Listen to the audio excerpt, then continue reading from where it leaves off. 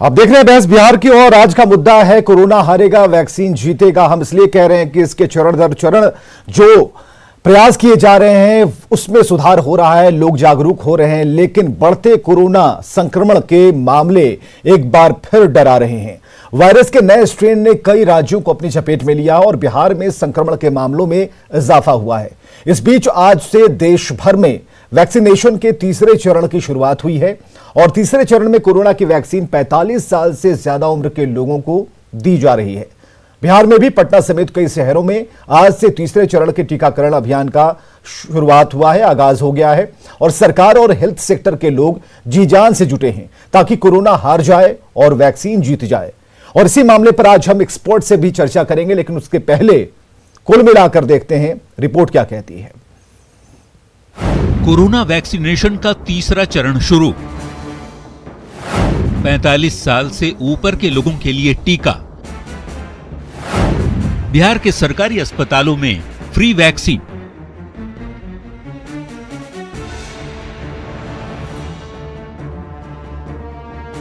Corona virus से बचाव के लिए चल रहे टीकाकरण अभियान का तीसरा चरण गुरुवार से पूरे देश में शुरू हो गया। इस फेज में 45 या उससे ज्यादा उम्र के सभी लोगों को वैक्सीन की पहली खुराक दी जा रही है। बिहार में भी बड़े पैमाने पर कोरोना वैक्सीन की डोज लोगों को दी गई। पटना के IGIMS में स्वास्थ्य मंत्री मंगल पांडे ने कोरोना का टीका लिया और जनता को कोविड नियमों का कड़ाई से पालन करने की अपील भी की। कोरोना का कोवैक्सीन टीका लिया है और आज का यह टीका मैंने लिया है और इसके 6 से 8 सप्ताह के बीच में फिर दूसरा डोज हमको लेना है। मैं राज्य की जनता से, अपने सभी लोगों से अपील करता हूं जिनकी अवस्था 45 वर्ष से अधिक की हो गई है, वो सभी लोग टीका केंद्रों पर जाएं और कोरोना के इस वैक्सीन को जरूर लें। बिहार में अब तक 29 लाख लोगों को वैक्सीन लग चुका है। पटना के गार्डिनर अस्पताल में भी कोरोना के वैक्सीन लगाने वालों की भारी भीड़ देखी गई। हालांकि पहले ही दिन अचानक से भीड़ होने की वजह से अस्पताल के कर्मियों को थोड़ी दिक्कतें भी आई। वो लोग जो 45 साल से ज्यादा उम्र के हैं, तस्वीरें देखिए, ये गार्डिनर अस्पताल की तस्वीर है जहां के कई लोगों ने टीका लगाया है। कोविशील्ड नहीं रहेगा, कोवैक्सीन लगेगा। तब कोवैक्सीन लगवाए और फिर उसका मैसेज को जो रजिस्ट्रेशन मेरा हुआ था, फिर दूसरे नंबर पर मेरा रजिस्ट्रेशन चेंज हुआ है। बहुत धीमा काम चल रहा है सर, ये पोर्टल थोड़ा स्लो चल रहा है, इसलिए ऐसा हो रहा है सर। पटना के बड़े सरकारी अस्पताल IGIMS में भी वैक्सीनेशन के लिए लोग पहुंचे और अपनी बारी का इंतजार करते दिखे। अभी हम IGIMS में हैं और यहाँ आपको दिखाते हैं। देखिए, तैयारियां पूरी हैं।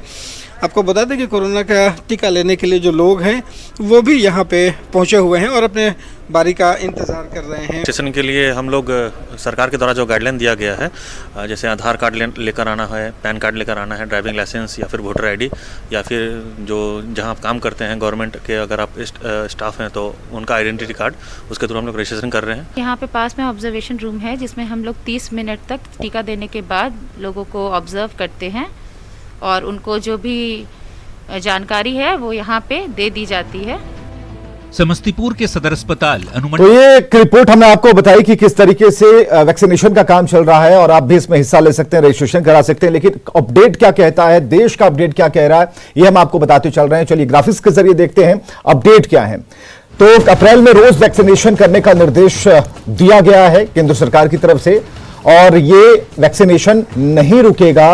अप्रैल में रोज ही वैक्सीनेशन होगा, यानी कि हर दिन वैक्सीनेट करने की तैयारी होगी, प्रयास होगा, लोगों को जागरूक किया जा रहा है।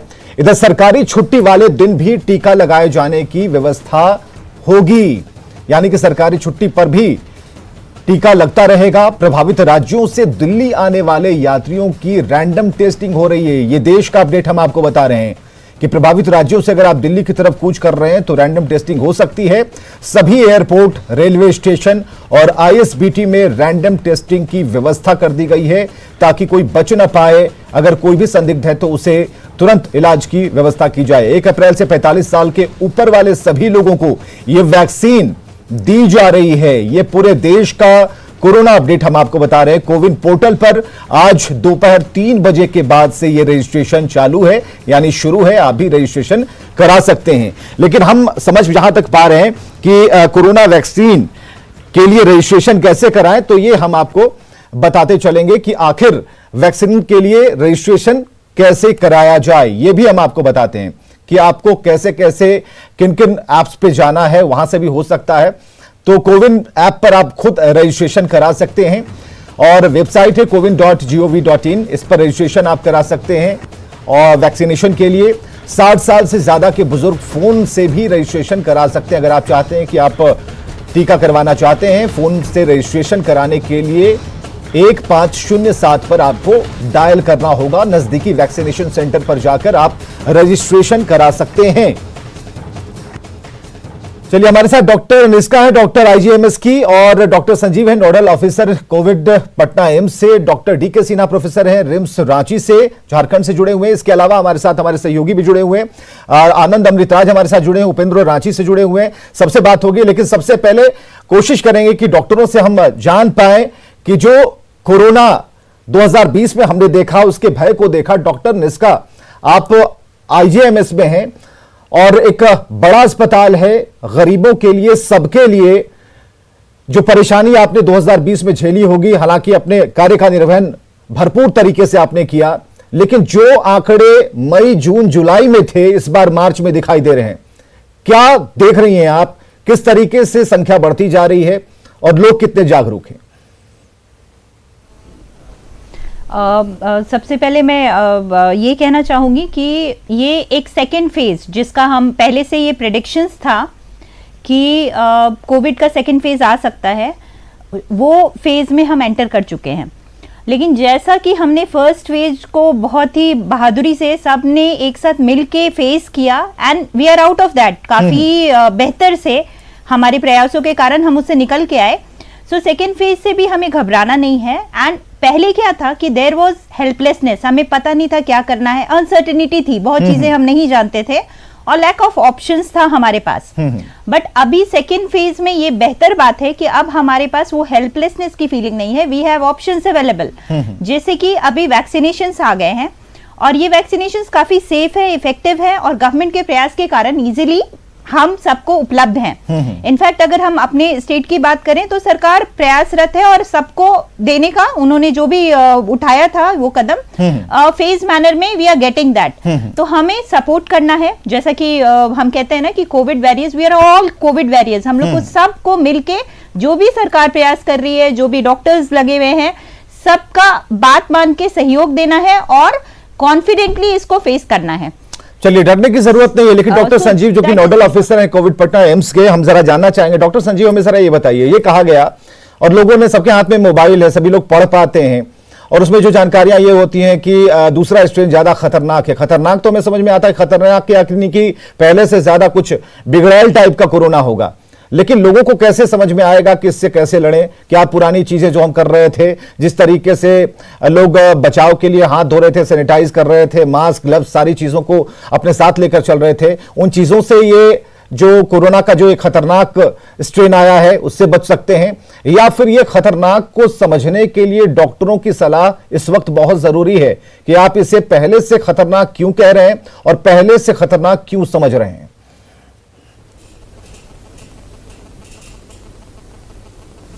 हाँ, ये बिल्कुल सही बताया आप ना। ये समझने की बात है कि जो नया स्ट्रेन है, ये दूसरे फेज का जो स्ट्रेन है वो डिफरेंट है। शुरुआत में इसकी इन्फेक्टिविटी ज़्यादा थी, वो ज़्यादा संक्रमित कर रहे थे, लेकिन सीवियरिटी या फर्टिलिटी उसकी कम थी।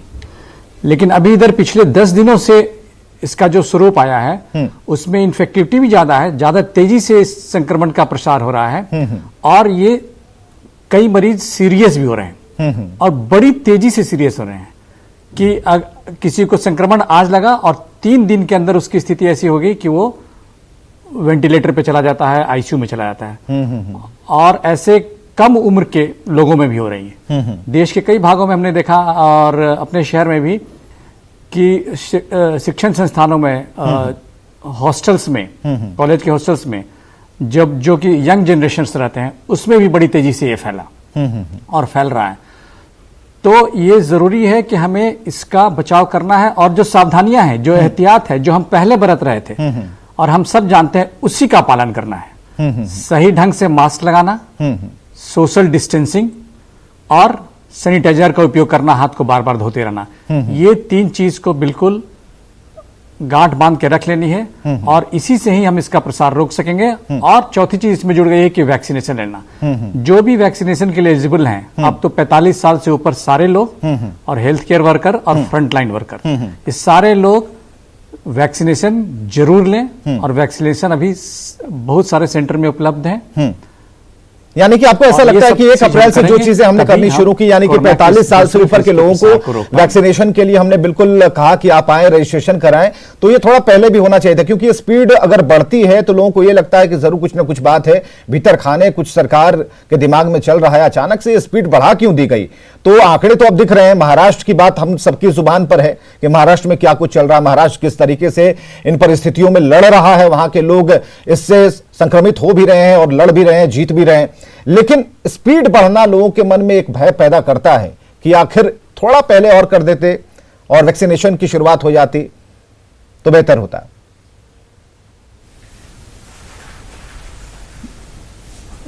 बिल्कुल, ये एक बात तो सही है आपने कहना, हमेशा कोई भी चीज हम करते हैं तो हमेशा लगता है कि थोड़ा और पहले करते तो बेहतर होता।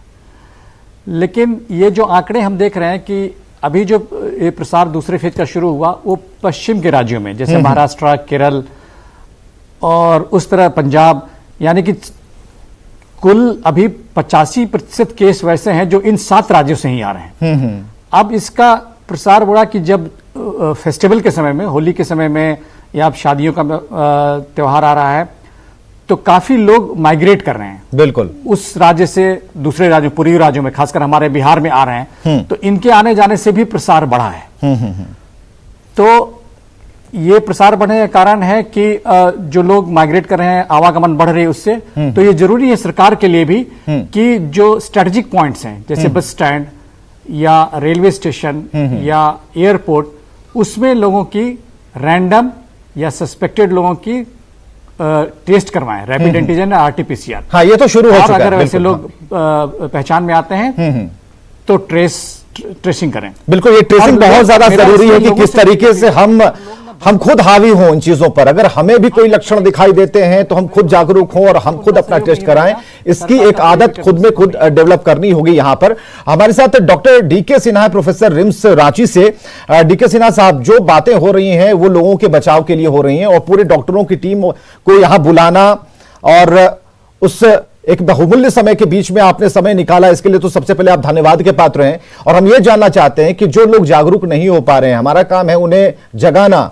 वो जागरूक भय से हो या किसी भी तरीके से हो, उन्हें जागरूक होना पड़ेगा, क्योंकि इससे हम पार पाना चाहते हैं, कोरोना को हराना चाहते हैं और वैक्सीनेशन इसके लिए एक बेहतर उपाय है।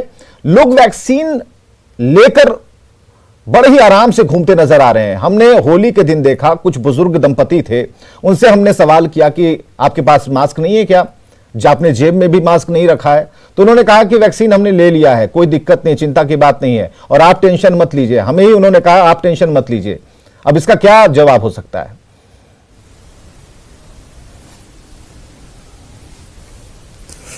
सबसे पहले मुझे बुलाने के लिए आपको धन्यवाद। और आपका जो टॉपिक था कि कोरोना हारेगा देश जीतेगा, ये टॉपिक बहुत ही तर्कसंगत और सामयिक है। आज के समय में जैसा कि आप कह रहे हैं और जैसा कि और लोगों ने कहा कि कोरोना तेजी से फैल रहा है या दूसरा वेव जो है बहुत तेजी से फैल रहा है। इसका कारण है कि ये वायरस एक वेरिएंट वायरस है, इसमें कुछ वेरिएशन हुआ है, म्यूटेशन हुआ है और ये वायरस पहले की अपेक्षा ज़्यादा लोगों को संक्रमित कर रहा है और यह संक्रमण की दर और इसकी भयावहता दोनों अधिक है। और इससे बचने के लिए, जैसा कि आप बता रहे थे, वृद्ध दंपति ने कहा कि हमने टीका ले लिया और हमें मास्क क्या जरूरी है। तो ये जो बात है, जो आज आत्मविश्वास ज्यादा हो गया है या जो गलत आत्मविश्वास है, यह ज्यादा बढ़ गया है लोगों को। पहली बार लोगों में दहशत था, लोग घबरा गए, लेकिन इस बार लोग उतने घबराए नहीं। उनको लगा कि अरे कोरोना होता है तो ठीक भी हो जाते हैं लोग, लेकिन ठीक हो जाते हैं तो उसमें स्वास्थ्य कर्मी का, डॉक्टरों का देश के संसाधनों का उपयोग होता है। और इससे बचने का, जैसे हम लोग बोलते हैं prevention is better than cure, तो प्रिवेंटिव एस्पेक्ट जो है वो ज्यादा जरूरी है। जैसा कि पहली बार हुआ था, पहली बार हम लोग मास्क, सैनिटाइजेशन और डिस्टेंसिंग तीनों पर हम लोग ध्यान दिए और वो शुरुआत थी। और अभी तो हम लोग जानते हैं इस बात को कि हमें मास्क लगाना चाहिए, डिस्टेंस बना के रहना चाहिए और सैनिटाइजेशन बार बार हाथ धोते साफ करते रहना चाहिए। लेकिन जैसे ही कोरोना का संक्रमण कमा, लोगों में एक इस तरह का एक विचार या इस तरह का विचार पैदा हुआ कि अब तो कोरोना खत्म हो गया है, दूसरा वेव आएगा, ठीक है, कुछ राज्यों में आ रहा है, बिहार में आएगा, झारखंड में आएगा कि नहीं आएगा कहना मुश्किल है। होली तक लोग को इस तरह का लग रहा था और वैक्सीन भी लोगों को मिल रही थी, तो वैक्सीनेशन की प्रक्रिया के दौरान भी उनका आत्मविश्वास बढ़ा कि भाई हमने वैक्सीन ले लिया। और सच में वैक्सीनेशन से बहुत ही प्रोटेक्शन होता है, जो सीवियरिटी है कोरोना की वो कम हो जाती है अगर इन्फेक्शन होता भी है तो इस तरह का एक मिसकंसेप्शन के चलते लोग मास्क हटा दिए। बिल्कुल बिल्कुल, लोगों ने मास्क हटाया, लेकिन आक्रमण ऐसा हुआ कि लोग उसकी चपेट में आने लगे। और जो रेट है, हम आपके ग्राफिक्स के जरिए दिखा रहे हैं बिहार और झारखंड की स्थिति कि किस तरीके से ये केस बढ़ते जा रहे हैं। 30 तारीख और 31 तारीख को क्या हुआ, बिहार में क्या हुआ और झारखंड में क्या हुआ, एक ग्राफ के जरिए हम आपको दिखा रहे हैं कि क्या हुआ। बिहार में कोरोना के बढ़ते मामले जो हैं किस तरह से बढ़ते हैं। 30 मार्च को 74, तो 31 मार्च को सीधे 259। तो आप इसे जरा समझने की कोशिश कीजिए कि ये जो नई नई बिल्डिंग्स बन रही हैं ग्राफ की, वो बहुत ही खतरनाक हैं। इससे आपको बचना होगा। ये मार्च के एक हफ्ते के आंकड़े हम आपको बता रहे हैं। और इसके अलावा झारखंड में क्या चल रहा है, देखिए झारखंड में कोरोना के बढ़ते मामले क्या इशारा कर रहे हैं, ये हम आपको बता रहे हैं। 31 मार्च तक की रिपोर्ट है, लेकिन मात्र एक हफ्ते में क्या हो गया। देखिए इमारतें कितनी ऊंची हो गई और कोरोना जो घूम रहा है लाल रंग में, वो खतरे का निशान है। वहां तक आप पहुंच रहे हैं, इसलिए मास्क लगाइए, सोशल डिस्टेंसिंग का ख्याल रखिए। हमारे साथ वैक्सीनेशन सेंटर से आनंद अमृतराज है पटना से, उनसे सीधे जुड़ते हैं। आनंद, क्या स्थिति है वैक्सीन लगाने के लिए लोगों में जागरूकता, उत्साह और जो सरकार के प्रयास हैं, ये तीनों ही एंगल हम देखना चाहेंगे इस वक्त।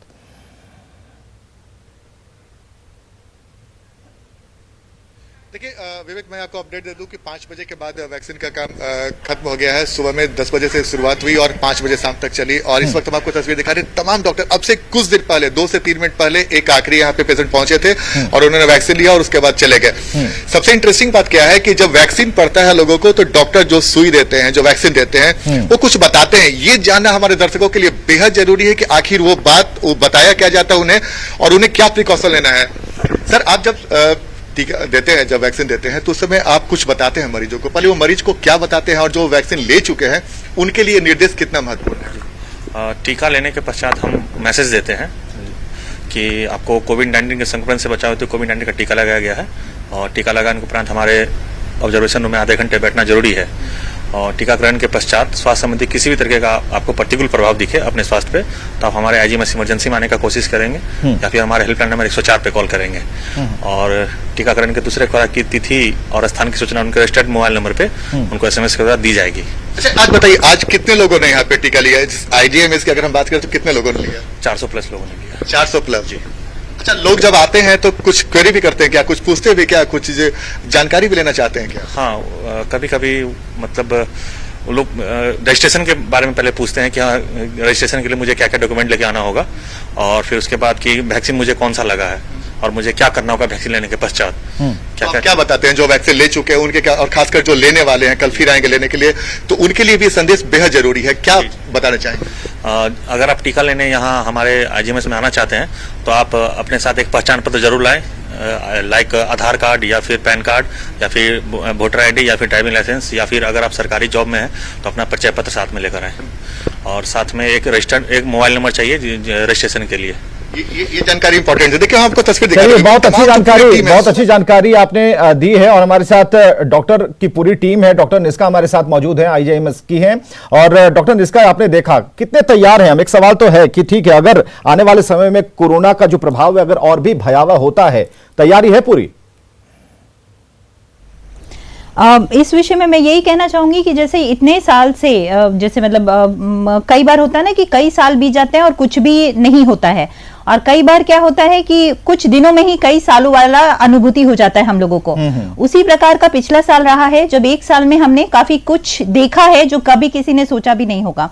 तो तैयारी तो है सरकार की तरफ से, डॉक्टर्स की तरफ से, इवन सारे पब्लिक, सबका सपोर्ट है सबको, सब एक दूसरे का मदद करें, एक फीलिंग ऑफ काइंडनेस है, एक दूसरे को हेल्प करने की इच्छा भी काफी सामने आई है लोगों में। बट ये इंपॉर्टेंट है कि जैसे कि अभी हम बात कर रहे थे ना कि सब लोग रिलैक्स हो गए कि वैक्सीन हैज कम अप, अब हम लोग रिलैक्स हो सकते हैं, वैसा बिल्कुल नहीं करना है हमें। क्योंकि एक इफेक्ट होता है साइंटिफिक टर्म्स में जिसे हम लोग कहते हैं पेल्ट्समैन इफेक्ट, जिसका मतलब है कि अगर आपके पास कुछ बचाव का चीज आ जाए ना तो आप में रिस्क टेकिंग बिहेवियर बढ़ जाता है। बिल्कुल। जैसे कि आप अपने को बूस्ट करने लगते हैं कि हमने तो वैक्सीनेशन ले लिया है, अब देखो अब क्या होगा, अब कुछ भी नहीं हो सकता हमारे साथ।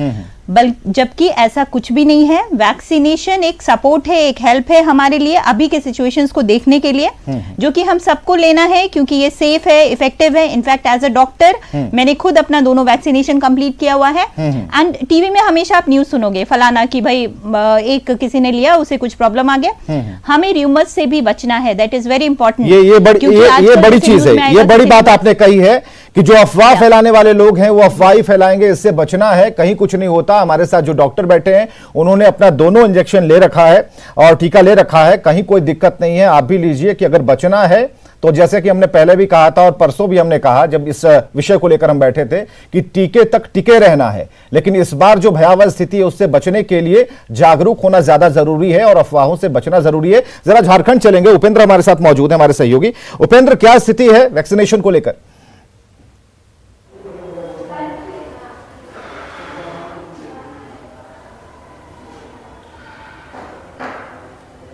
लगता है उपेंद्र तक हमारी आवाज नहीं आ रही है। हमारे साथ डॉक्टर संजीव लगातार जुड़े हुए हैं। डॉक्टर संजीव, युवाओं को लेकर एक बड़ी भ्रम की स्थिति है। युवा कहते हैं कि उन्हें कोरोना से कोई दिक्कत नहीं, अपना बचाव खुद कर लेंगे, लेकिन वो बहुत कुछ गलत देकर चले जाएंगे अपने परिवार को। क्योंकि कल ही परसों इस बात पर हमारी चर्चा हो रही थी कि एक युवा था, उसे कोई सिम्टम नहीं था, लेकिन अपने माँ बाप को उसने दिया और उसके माँ बाप गुजर गए और वो युवक जो है वो बचा हुआ है और अपना इलाज करा रहा है। तो ये बातें जो है युवाओं को समझानी बहुत जरूरी है। तो एम्स, जिसने बिहार को कोरोना से बचाने में अपनी बड़ी भूमिका निभाई, उसके एक संजीदा डॉक्टर होने के नाते आप क्या कहना चाहेंगे उन युवाओं से?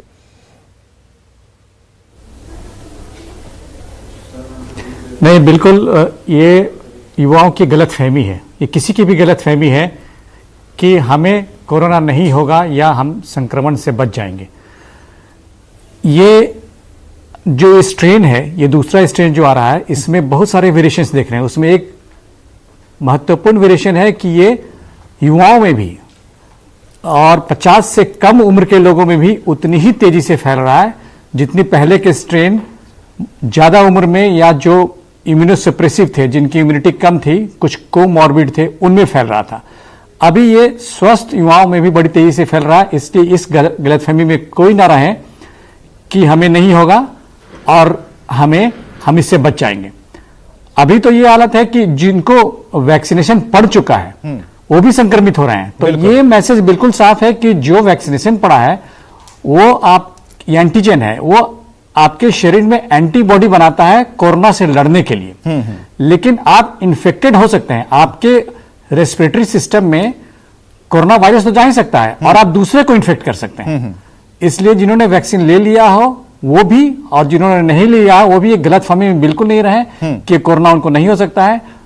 तो इसलिए तो ये डॉक्टरों की टीम बता पाएगी कि कब तक हम लोगों को कोरोना से मुक्ति मिल जाएगी? हमें जो करना है उसके लिए तो हम लोग जागरूक कर रहे हैं, लेकिन डॉक्टरों की जो टीम लगी हुई है वो ये क्या कंफर्म कर पाएगी, बता पाएगी, एक आशंका व्यक्त कर पाएगी, अंदेशा है उन्हें कि कब तक ये कोरोना से मुक्ति मिल जाएगी?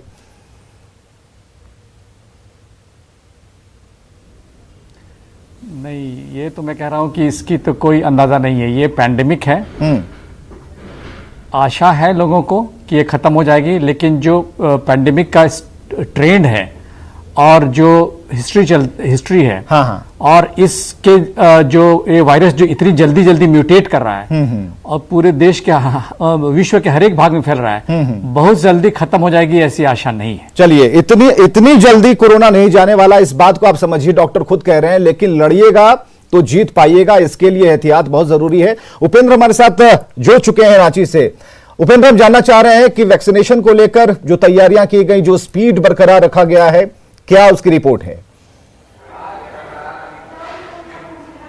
देखिए, बिल्कुल विवेक, अगर झारखंड की बात करें तो झारखंड में 16 जनवरी से वैक्सीनेशन का काम शुरू हुआ था और सबसे पहले जो हेल्थ वॉरियर्स हैं उनको वैक्सीन दिया गया। फिर उसके बाद जो फ्रंट लाइन वॉरियर्स, जिसमें पुलिस और कई विभागों के कर्मचारी अधिकारी थे जिनका सीधा ताल्लुक रहा है फील्ड से, उनको वैक्सीन दिया गया था।